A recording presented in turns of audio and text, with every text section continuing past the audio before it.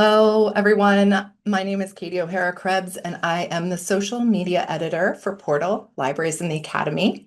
I am pleased to have with me today Adrienne Warner, Associate Professor for Undergraduate Engagement Librarian for Learning, Research, and Engagement at the University of New Mexico, to speak with us about her article in the most recent issue of Portal, an exploration of students' recollections after an asynchronous on-site academic library tour. Again, this article can be found in Portal's preprint site in volume 25, issue 3. And the article is free to read, and viewers may access the article by navigating to the Johns Hopkins Press preprint site for Portal. Welcome, Adrienne. Thanks for being with us. Hey, Katie, thanks so much for having me. It's so nice to be here in conversation with you. Wonderful. Thank you. So I just wonder if you could share with us a little bit about what was your inspiration or motivation behind this topic? Sure. So I think like most research, things kind of bubble around and knock around for a while. And I don't know, maybe other people had this too, but COVID happened, right? And it really brought into relief like what is the importance of library spaces in our students' lives? And so lockdown, all that happens. We come back, we're trying to get students back in our spaces. And it really got me thinking about, what value do they get from being in the space, from interacting, from smelling this particular smells in the basement? Like what is the value in that? And as I was looking into sort of how people have handled tours in particular, which I'll get to in a second, I read a quote by Wayne Wiegand, and he said, "To what extent are libraries places worth experiencing?"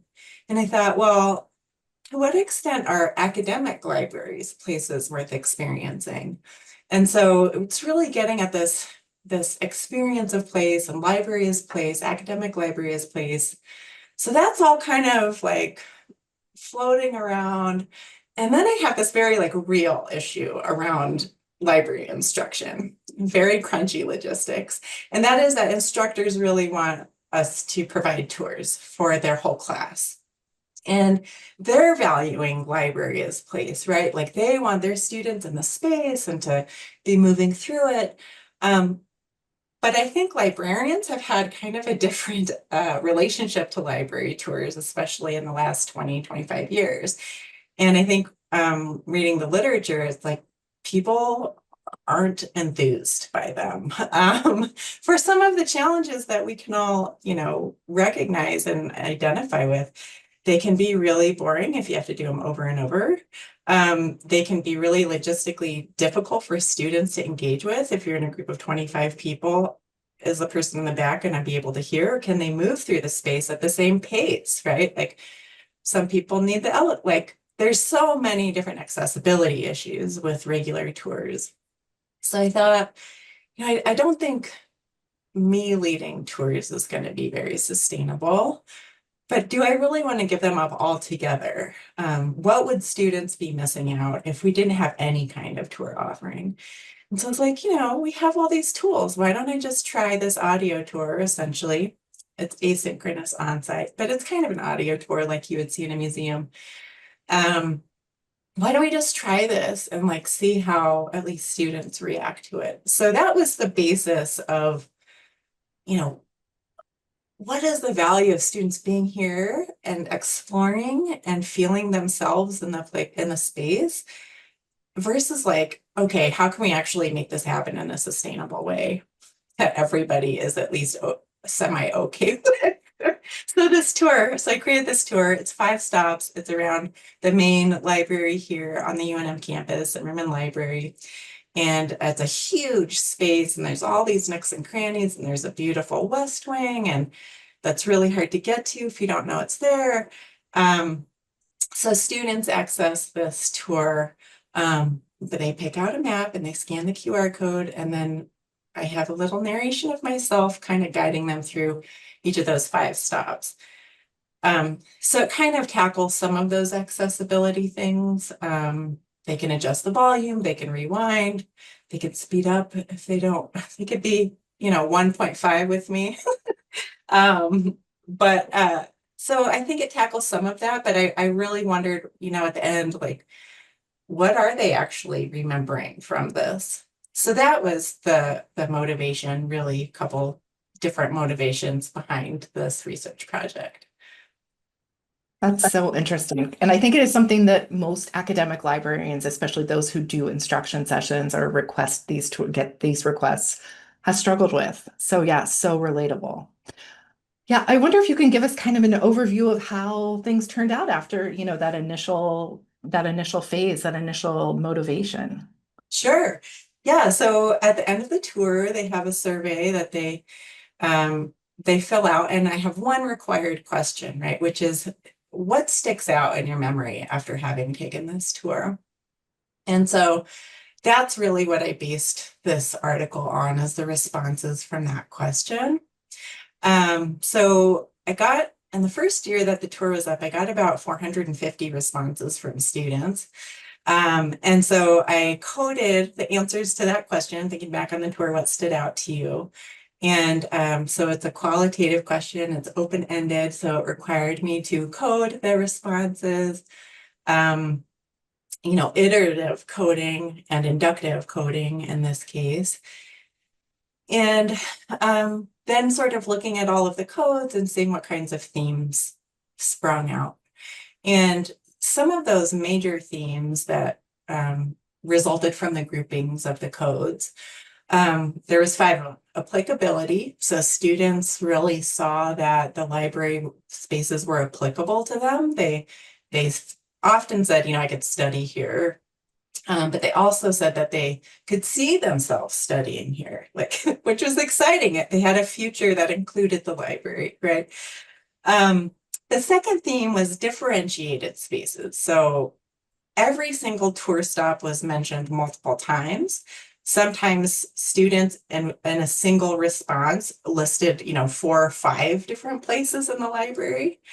So they really were sort of critically engaging with the spaces about what affordances, were present. Like, how much am I going to be seen and how much can I see? And is there an outlet? And so they were really like cataloging sort of what the nice characteristics of the spaces were. And there were many different characteristics.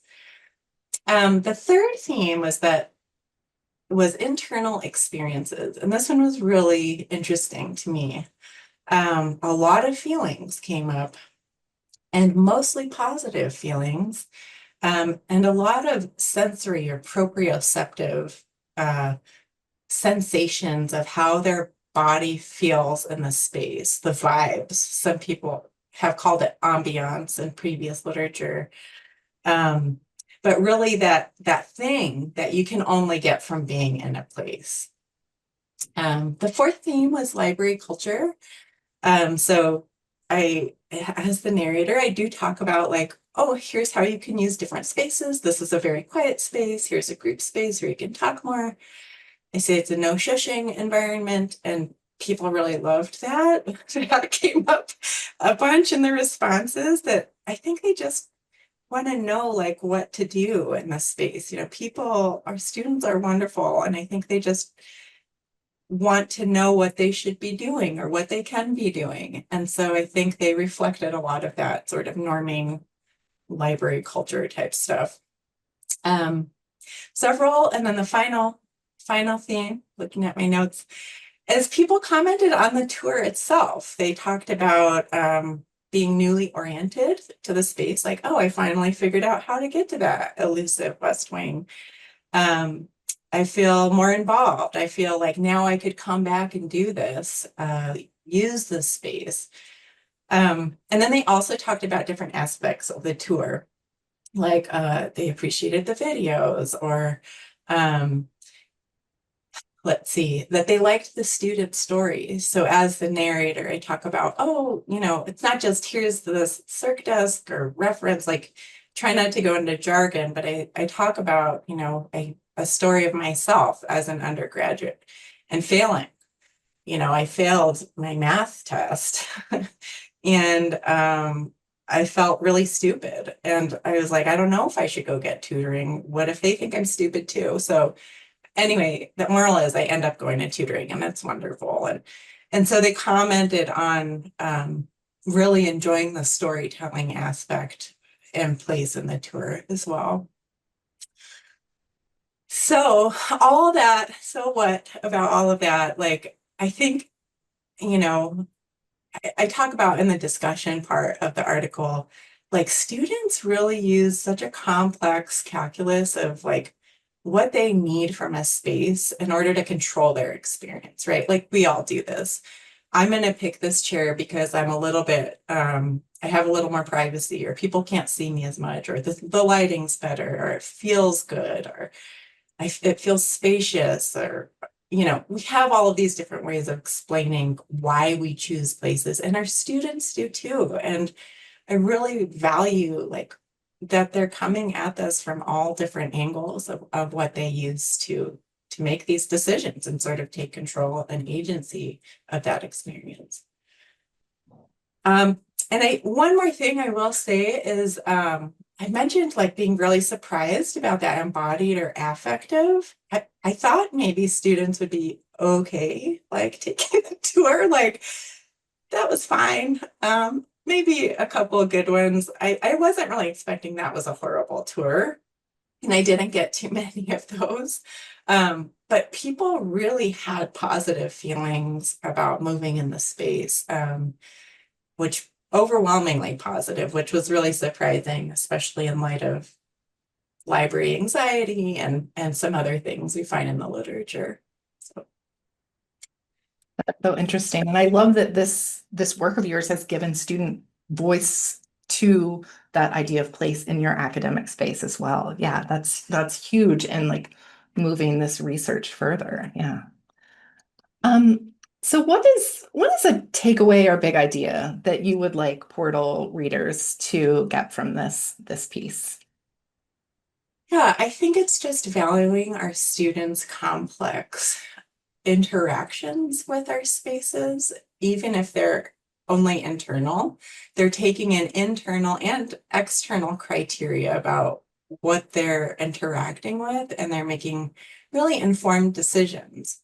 And if we take away, letting them tour and giving them permission to move around the space to find what feels good to them, we're not giving them a chance to critically evaluate and see what they most resonate with. And so for us, the tours really are still an important part of our instruction program. And we want students to feel that their academic library is a place worth experiencing. Oh, that's great. Thank you so much. And thank you for making the time to be with us and talking to us about your article. It was really great, Adrienne. Again, I just want viewers to remember that they can read the article for free on the Johns Hopkins Press preprint site for Portal. Thank you for watching and thank you for being here with us today, Adrienne. We really appreciate it. Thank Have a you. great day.